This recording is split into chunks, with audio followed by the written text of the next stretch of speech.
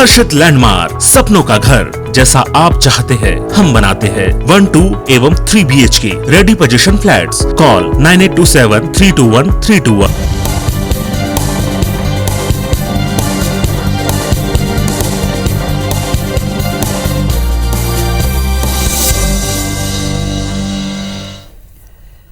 नमस्कार, मैं हूं पुनीत पाठक। आप देख रहे हैं मध्य प्रदेश की बात। बहुत स्वागत है आप सबका।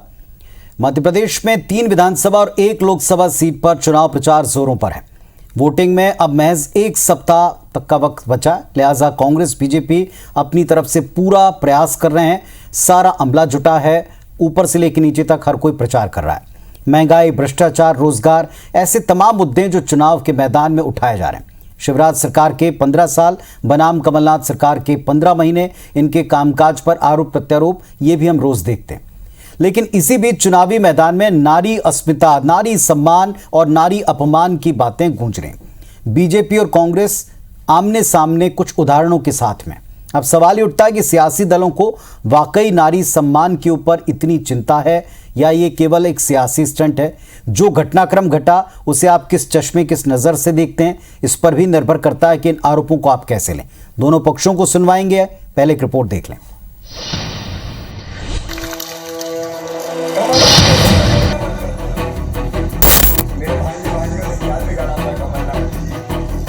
अब 2021 आ गया है। राजू भाई, स्मृति ईरानी बहुत याद है तुमको कई बात। तब भाजपाई क्या कहते हैं, हमारे जमाने में महंगाई डायन थी और इस सरकार में महंगाई अप्सरा बन गई है, हेमा मालिनी बन गई है। ये जनता के विषय है क्या बताओ। एक कहता है एक्टर, डायरेक्टर, दूसरा कहता है हेमा मालिनी जी और स्मृति ईरानी जी को हमारी सम्मानित नेता है। लेकिन बताओ, ये जनता के मुद्दे वो डुकरा हो गए, डुकरिया हो गए। अब डुकरा डुकरिया से भैया जनता को क्या लेना था। तो जनता को पानी चाहिए।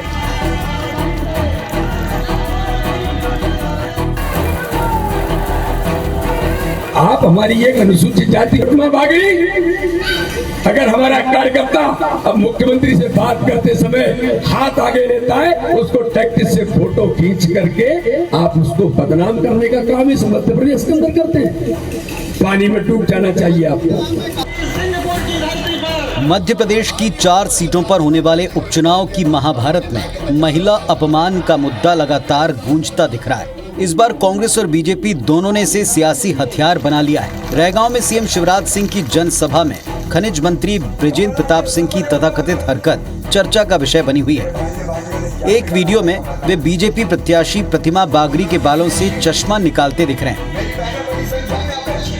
कांग्रेस नेताओं ने चुनाव में इसे महिला अस्मिता से जोड़ दिया। इस वीडियो के वायरल होते पूरी बीजेपी सफाई की मुद्रा में आई। लेकिन खंडवा में एक चुनावी सभा के दौरान कांग्रेस के पूर्व प्रदेश अध्यक्ष अरुण यादव के हेमा मालिनी और स्मृति ईरानी को लेकर दिए गए बयान पर बीजेपी नेताओं को भी कांग्रेस पर महिला अपमान को लेकर हमला करने का मौका मिल गया। बीजेपी ने इस मामले में चुनाव आयोग में कांग्रेस नेता अरुण यादव की शिकायत भी की। वहीं अब कांग्रेसी नेता अरुण यादव के बयान का बचाव करते नजर आ रहे हैं। देखिए, कांग्रेस के एक वरिष्ठ नेता जो कि स्टार प्रचारक भी है, अभी उन्होंने खंडवा लोकसभा उपचुनाव में महिलाओं के ऊपर जो बयान दिया है, महिलाओं के बारे में जो कहा, सबसे पहले तो हमारी महिला मोर्चा मातृशक्ति घोर निंदा करती है और इसमें आपत्ति दर्ज कराती है। इसी संदर्भ में आज हमने यहाँ पे निर्वाचन आयोग में शिकायत की है। तो किसी भी मंच के ऊपर इस तरह यदि कोई भी मंत्री किसी प्रत्याशी के पैरों पे हाथ रख दे, उनके बालों में से यदि चश्मा निकाल रहा है, तो ये व्यवहार कहाँ तक उचित ठहराया जा सकता है। तो शर्मनाक व्यवहार है। ऐसा व्यवहार तो हमारी भारतीय संस्कृति में कहीं देखने को नहीं मिलता। और उसको किस हिसाब से भाजपा जायज ठहरा रही है, कांग्रेस को किस आधार पर कोच रही। भाजपा को तो अपने मंत्री को तत्काल बाहर करना चाहिए, उस पर कड़ी कार्रवाई करना चाहिए। वैसे चुनाव में नेताओं के बीच जुबानी जंग, आरोप प्रत्यारोप, सियासी वार पलटवार कोई नई बात नहीं है। लेकिन प्रदेश में 4 सीटों पर हो रहे उपचुनाव में महिला मान अपमान को लेकर छिड़ी बहस किस पक्ष को कितना सियासी लाभ दिला पाती है या कितना भारी पड़ती है, ये बड़ा सवाल है। सुधीर दंडोतिया, IBC 24, भोपाल। तो नारी अपमान को लेकर जो दोनों तरफों से कुछ उदाहरणों को सामने रखकर, कुछ बयानों को सामने रखकर एक जंग सी छिड़ी है, उस पर आज हम चर्चा करेंगे। वैसे चुनाव मैदान में बहुत से मुद्दे हैं, काफी जनहित से जुड़े हैं, जन समस्याओं से जुड़े हैं, लेकिन इनसे इतर अगर इस तरह की घटनाओं पर बात चली है, इस तरह की घटनाओं पर अगर जंग छिड़ी है, इस तरह की घटनाओं पर अगर बयान और उसका दिन का एक बड़ा हिस्सा जा रहा है, तो फिर निश्चित तौर पर दोनों पक्षों को सुनना बनता है। हमारे साथ में आज दो बहुत ही तार्किक बात करने वाले नेता हैं, तर्कों के आधार पर बात करती हैं दिव्या गुप्ता जी भी और अब्बास हफीज साहब। दोनों को नमस्कार, स्वागत है। दिव्या गुप्ता जी बीजेपी की तरफ से, अब्बास हफीज साहब कांग्रेस पार्टी का पक्ष रखेंगे। दिव्या जी, जो घटनाक्रम घटा था, एक मंच के ऊपर एक मंत्री पर आरोप लगाया गया कि महिला अपमान का नजारा है और इसके विरोध में काफी सारा घटनाक्रम आगे बढ़ गया, उसे दोहराने में वक्त जाया नहीं करते हैं। महिला अपमान को लेकर कांग्रेस पार्टी के सीधे सीधे आरोप हैं कि जिस मंच के ऊपर और जिस अंदाज में ये सब कुछ हुआ, इससे इस पर बीजेपी पर्दा क्यों डाल रही?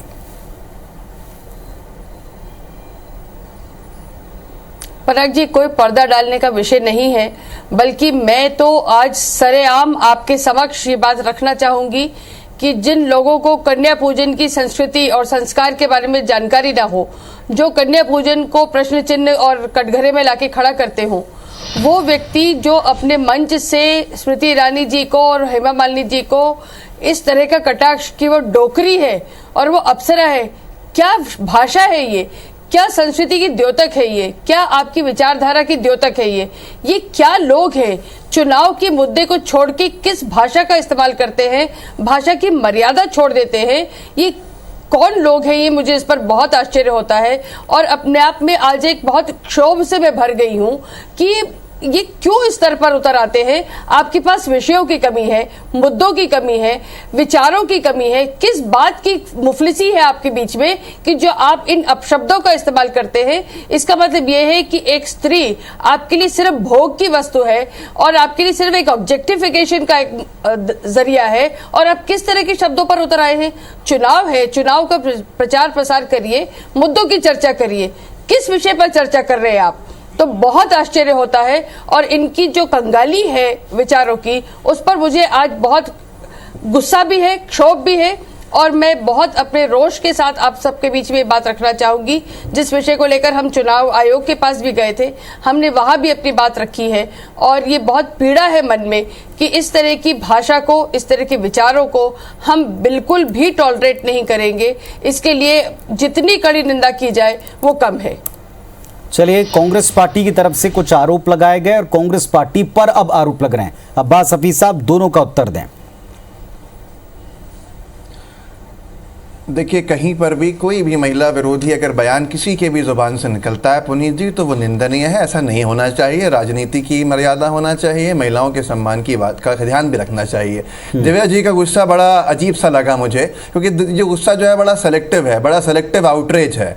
मुझे हैरान करने वाली बात यह है कि जब मैं सुन रहा था कि इस तरह की बातों की हम निंदा करते हैं, इस तरह के बयान कौन लोग देते हैं। नरेंद्र मोदी जी इनके सबसे बड़े नेता हैं। 50 करोड़ की गर्लफ्रेंड कहा था स्वर्गीय सुनंदा पुष्कर जी को। जब आपकी निंदा नहीं थी, आपकी निंदा कहीं चले गई थी, खामोश हो गई थी उस वक्त, क्योंकि आपके नेता ने कहा था, सबसे बड़े नेता ने कहा था। सोनिया गांधी जी को जर्सी गाय कहा था, तब आपकी निंदा नहीं थी। हेमा मालिनी जी की तुलना सड़कों के गड्ढों की बातें अगर करूंगा मैं, तो आपके नेताओं के बयान सामने आएंगे बहुत सारे, उसके ऊपर आपको कोई आपत्ति नहीं होती है। इस तरह के महिला विरोधी बयान जिस तरह के भाजपा ने दिए हैं, सबसे सेक्सिस्ट रिमार्क्स जो कहेंगे, उनकी तो कोई इंतहा ही नहीं है। लेकिन ये मुद्दे, आज महिला सम्मान की अगर बात है, सबसे बड़ा महिलाओं का अपमान मध्य प्रदेश की सरकार करती है। मध्य प्रदेश के अंदर एनसीआरबी के आंकड़े उठा के देखिए, महिलाओं के साथ जो बलात्कार के मामले हैं देश में सबसे ज्यादा बन गए। यहां मध्य प्रदेश में इस कगार पे खड़े, इससे बड़ा अपमान कहां होगा हमारी बहन बेटियों का। अगर सबसे ज्यादा माइनर जो हमारी बच्चियां हैं मध्य प्रदेश की, हमारी बहनें हैं, उनके साथ सबसे ज्यादा अगर बलात्कार की घटनाएं घटी हैं देश भर में, तो मध्य प्रदेश में घटी हैं। सबसे ज़्यादा अगर आदिवासी समुदाय की लड़कियां गायब हुई हैं, बच्चियां, तो मध्य प्रदेश के अंदर हुई हैं, जिनकी किडनैपिंग हुई, तस्करी हुई, क्या क्या हुआ, ये सारी चीज़ें हमने देखी। और दिव्या जी, बड़ा मुझे अच्छा लगता अगर ये बात उस वक्त भी आपने कही होती जब भाजपा कार्यालय पर आरोप लगाया था 2 कर्मचारी, महिला कर्मचारियों ने। आपके यहाँ से कुछ दिन पहले की ही बात है कि उनका शोषण किया गया वहाँ पर, लेकिन उस वक्त भी आपकी निंदा खत्म हो गई थी। मैं फिर कहता हूँ कि जहाँ से हो वो गलत है, छोटा हो बड़ा हो सब कुछ गलत है, लेकिन ये सेलेक्टिव आउटरीच किस बात का है?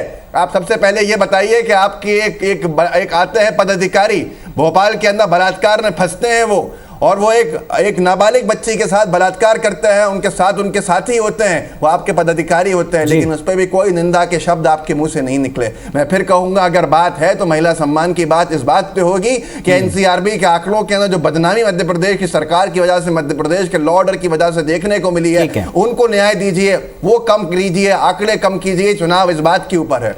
चलिए, अब्बास जी की दोनों बातों का उत्तर दें। एक तो एनसीआरबी के आंकड़े और दूसरा कुछ बयानों का जिक्र किया, कुछ शीर्ष नेताओं के बयानों का जिक्र किया। क्या सेलेक्टिव प्रतिक्रिया है?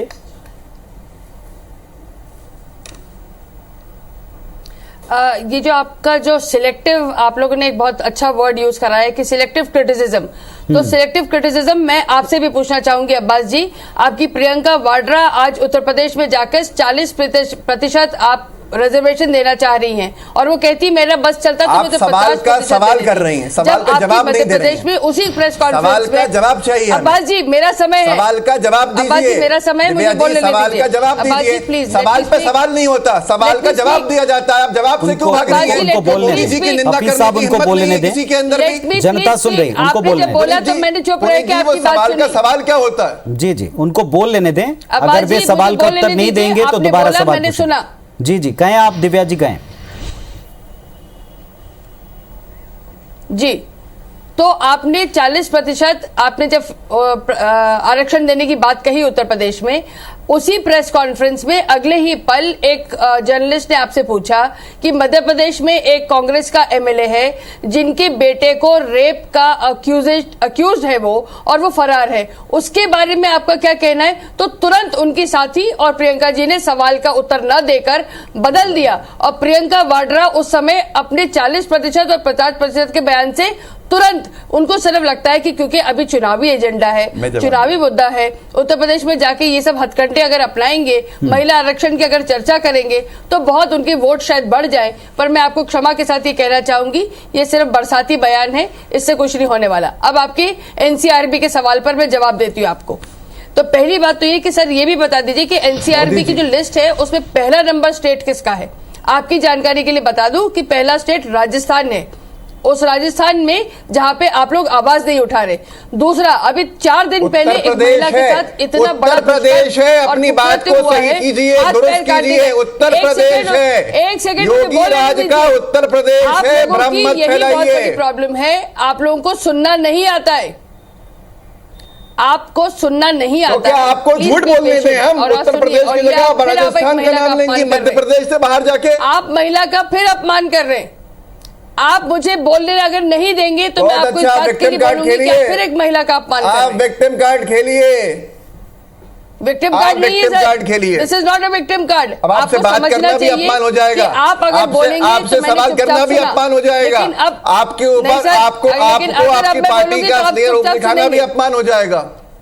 आप पेशेंटली सुनिए, आप पेशेंटली सुनिए अब्बास जी, मेरी बारी है, मुझे सुन ले आप, मेरे प्लीज सुनिए। मैं भी सुनाऊंगा आपको, आप सुनाइए जी। मैं भी दूसरा मेरा आपसे प्रश्न ये है कि यदि जी अगर सरकार ने प्रोएक्टिव होके अगर किसी कुकृत्य के अगेंस्ट अगर रिएक्शन नहीं करा होता तो आप उंगली उठाते, तो मैं मानती।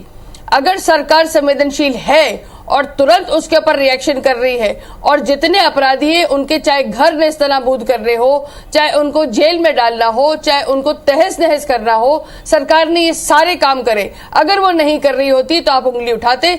लेकिन अगर उंगली उठा रही है, सरकार संवेदनशील है, उसके ऊपर काम कर रही है, तो फिर आप उंगली उठाने के लायक नहीं है। लेकिन एक लॉजिक जो बार बार दिया जाता है, वो सरकार है कांग्रेस की। दिव्या जी, बार बार एक जो लॉजिक दिया जाता है कि ये उन प्रदेशों में ज्यादा आंकड़े दिखते हैं जहां पर रिपोर्ट लिखने के प्रति उत्सुकता होती है, लेकिन क्या हम इससे बड़े आंकड़ों को ढक सकते हैं? एक विमेन होने के नाते, महिला होने के नाते, क्या हम इस बात से जस्टिफाई कर सकते हैं कि सिर्फ इसलिए हमारे आंकड़े ज्यादा हैं? थोड़ा इस पर भी विचार होना चाहिए। अब्बास साहब, अब एक उत्तर आप भी दीजिए, जो सवाल आप पूछेंगे अगर उत्तर देने के लिए वो सामने सुन रहे हैं, नहीं उत्तर देते हैं, जनता बखूबी से चीजों को समझते हैं। ये दोनों पक्षों के लिए बात, अपनी बात कहें हफीज साहब।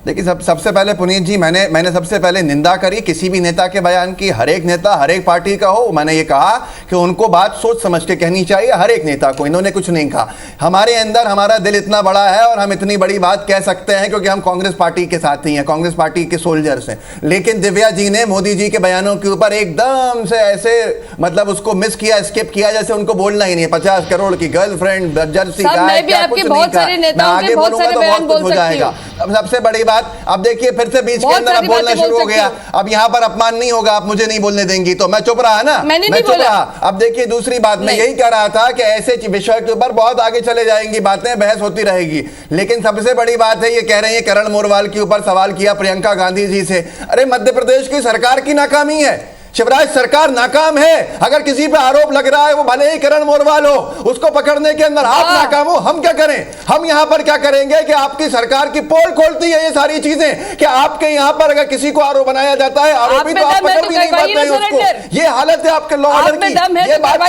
आप करेंगे रक्षा महिलाओं की, आप करेंगी महिलाओं की रक्षा, आप करेंगी महिलाओं की रक्षा, आपकी सरकार करेगी महिलाओं की रक्षा। ये हालत है आप लोगों की। लेकिन आप सवालों के जवाब नहीं दे सकती। अफसोस की बात यह है, मैं तो महिला रक्षा की साक्षात भाजपा के कार्यालय के जो कारनामे थे कृत्य सामने आए थे उस तक पे निंदा नहीं करी। इसी तरह से आपके पदाधिकारी ने जो काम किया था भोपाल में आके उस पर निंदा नहीं की। इन सारे सवालों के ऊपर अगर आप जवाब नहीं दे सकती हैं तो फिर ये मत कहिए कि आप सवालों के जवाब दे रही हैं। आप सवालों पे सवाल पूछ रही हैं, जवाब आपके पास नहीं है। क्योंकि एनसीआरबी के अंदर आप तुलना करती हैं राजस्थान से। अरे उत्तर प्रदेश नंबर 1 के ऊपर है, लेकिन उससे क्या हो जाएगा? बात तो मध्य प्रदेश की जाएगी। मध्य प्रदेश के हालात की चिंता के लिए हम भी बैठे हैं, आप भी बैठी हैं। ये इस प्रदेश के अंदर कभी नहीं होता था जो पिछले 15 सालों के अंदर हालात बना दिए आपकी सरकार। चलिए ठीक है, अब एक प्रश्न है आप दोनों पक्षों से के नाम पर जा रहे हैं। ठीक है, एक प्रश्न है, एक आपने रिपोर्ट में भी सुना होगा कि असल मुद्दों के ऊपर आगे प्रोग्रेस पर क्या प्लान है। हालांकि ये उपचुनाव है, लेकिन उपचुनाव का माहौल पूरी तरह से चुनाव की तरह, आम चुनाव की तरह लग रहा है। दोनों दल खुलकर बोलते हैं कि हमारे लिए हर चुनाव एक चुनौती है, और यह तक कहा जा रहा है कि 23 के पहले जनता का मत, अभिमत क्या है, उनका मन क्या है, किस तरफ जनता जा सकती है, इसका इंडिकेशन ये 4 सीटों पर मिलेगा। हालांकि इतनी बड़ी सीटों की संख्या और 4 सीटें, दो अलग अलग बातें हैं, और परिणाम जिसके फेवर में रहेंगे जाहिर तौर पर वो इस बात को कोट करेगा जो मैं अभी कह रहा हूं। लेकिन क्या इस समय ये मुद्दे, चाहे मंच की बात हो चाहे मंच पर की गई बात हो, क्या ये होना चाहिए? आप दिव्या जी, एक सीधा सवाल है। हम प्रतिमानों की बात हमेशा करते हैं, कन्या पूजन की बात करते हैं, उनको पर्याप्त स्थान देने के लिए अलग अलग योजनाओं का जिक्र करते हैं, सब कुछ बहुत बेहतर है। लेकिन क्या हम किसी भी आंकड़े को इस आधार पर खारिज कर सकते हैं, कमतर कर सकते हैं कि हमारे यहाँ ये आज़ादी है, छूट है, हमने कहा हुआ इसलिए हम ज़्यादा केस दर्ज करते हैं? क्या इससे हम बड़ी संख्या को जस्टिफाई कर सकते हैं? नंबर 1। दूसरा, मंच के ऊपर जो घटना घटी थी उसे किस तरह पेश किया गया और उस पर कैसी कैसी सफाई दी गई, ये भी सबने सुना है। जबकि घटना एक छोटी घटना या बड़ी घटना, जिस अंदाज में लिया जाए, दोनों चश्मों से उसको देखा जा सकता है। आपने बिल्कुल सही कहा पराग जी कि दोनों चश्मों से देखा जा सकता है, क्योंकि घटना इतनी सहज थी और इतनी सरल थी कि उसको बिना बात के तूल बना के, एक टॉपिक बना के, एक विषय बना के उसको बहुत बढ़ावा दिया गया, ये प्रूव करने के लिए कि जैसे हम लोग अपमान कर रहे हैं। जबकि आपको मैं बता दूं और समझा दूं, और कांग्रेस के हमारे अब्बास जी को भी मैं बहुत अच्छे से समझाना चाहूंगी कि जिस पार्टी में यहाँ पर महिलाओं के साथ जो सम्मान के साथ पेश हुआ जाता है, जो उनको एक सिखाया जाता है, जो हमारे कल्चर में ये बताया जाता है कि हर एक व्यक्ति को किस सम्मान का और महिला को किस आदर की दृष्टि से देखना है, ये सिर्फ भारतीय जनता पार्टी में ही संभव है। हमको यहाँ पर आपस में एक दूसरे का नाम लेके तक नहीं बुलाया जाता। तो ये तो वो पार्टी है। और आप किस बात की बात कर रहे हैं कि आपने चश्मा निकाला और चश्मा निकाल के उन्होंने करा, मतलब आप थोड़ा तो सोचिए कि क्या विषय था, किसको आपने तूल बनाया। किसी के व्यक्ति ने किसी के बारे में कहा जो आपके अरुण यादव जी कह रहे हैं, तो सिलेक्टिव क्रिटिसिज्म तो आप भी कर रहे हैं। आपने उस बात की तो जिक्र ही नहीं करा कि अरुण यादव जी को कहना बहुत बुरी बात थी। आप भी एक बार कह देते तो मेरे भी थोड़ा सा, मुझे भी ठंडक महसूस होती। दूसरी बात पराग जी, जो आपने बात कही कि क्या रिपोर्टिंग ज्यादा होने से केसेस बढ़ जाते हैं, यस दिस इज ट्रू। क्योंकि वातावरण यदि ऐसा हो, उसको मैं जस्टिफिकेशन नहीं कह रही हूं, लेकिन उस बात में भी एक सच्चाई है कि जहां पर केसेस की रिपोर्टिंग ज्यादा है वहां पर यह बात नोट करी जा रही है कि क्या उसको आंकड़ों में गिना जाए, उसके कारण क्या आंकड़े बढ़ रहे हैं। जी हाँ, बढ़ रहे हैं, लेकिन क्या इसको हम ये न कहें कि ये बहुत अच्छा एक वातावरण है, ये हेल्दी वातावरण है, क्योंकि अगर कोई केस होता है तो उस महिला में अगर इस लिहाज से भी आप देखें दिव्या जी, या एक उत्तर जनता के बीच ये जानना चाहिए कि दर्ज रिपोर्टिंग में से सॉल्व कितने हुए और अभी भी अधूरे कितने पड़े हैं, उनमें जस्टिस कितनों तक पहुंच पाया और कितने अभी भी इंतजार में। फिर ये आंकड़े भी जरूर जाने चाहिए, बजाय इस बात के कि हमारे यहाँ आंकड़े हम दर्ज करते इसलिए ज्यादा है। अब्बास जी इस बात का उत्तर दें, हालांकि आप पहले कह चुके हैं कि जो नेता जिस पक्ष का कहे वो गलत है, फिर भी आप उत्तर दे सकते हैं इस पर। मैंने कहा पुनीत जी, मुझे नहीं पता मेरी बहन दिव्या जी को सुनाई दिया नहीं दिया मुझे नहीं मालूम, लेकिन मैंने शुरू से कहा था छोटा बयान हो, बड़ा बयान हो, कोई कहावत हो, कुछ भी हो, लोकल भाषा हो, लेकिन अगर उसको इस नजरिए से देखा जाता है तो फिर हमें उससे बचना चाहिए, ऐसी चीजें नहीं कहना चाहिए। लेकिन जब देश के सबसे बड़े पद के ऊपर बैठे हुए एक नेता इस तरह के बयान देते हैं तो फिर आगे की नजीरें कायम होती हैं, बहुत सारी चीजें जो दुखद है।